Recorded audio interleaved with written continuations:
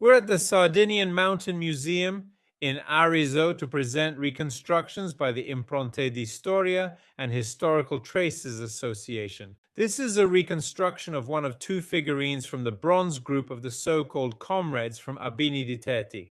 This character is quite unique because he's holding a very strange object called by some a fighting stick among other names, and he has this object, this so-called stole, on his left shoulder. Another peculiarity is that despite wearing mainly civilian clothes, he wears a helmet and carries a shield, so some consider him a warrior.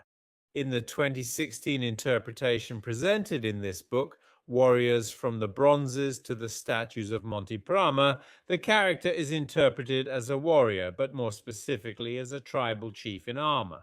Why?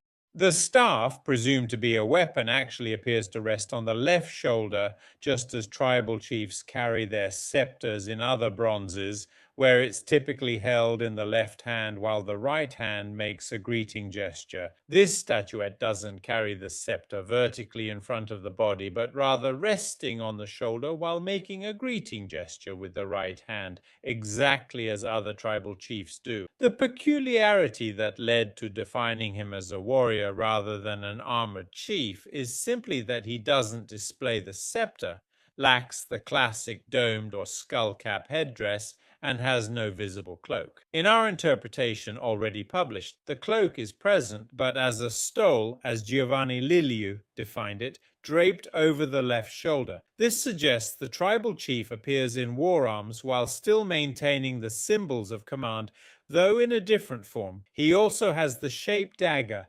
visible on the chest of many other tribal chiefs and some warriors too. Finally, the figure completes his armor with an ogival helmet featuring this frontal crest, almost tongue-like in some bronzes. We believe this crest represents part of a specific animal, clearly one without horns, since plumed helmets never appear with horns. So we think it was an animal's tail, like on the Eucellus archer, specifically the tail of perhaps a totemic animal representing the clan or family this warrior belonged to. We can assume hornless animals like foxes, weasels, martens, dogs, or similar creatures, including the horse, which likely arrived in Sardinia around the beginning of the Iron Age, roughly the 9th or 8th century BC. The other peculiarity, as I mentioned earlier, is this staff, which some have hypothesized to be a weapon, but which we interpret as the tribal chief's scepter. We wanted to highlight the dome detail visible at the terminal end,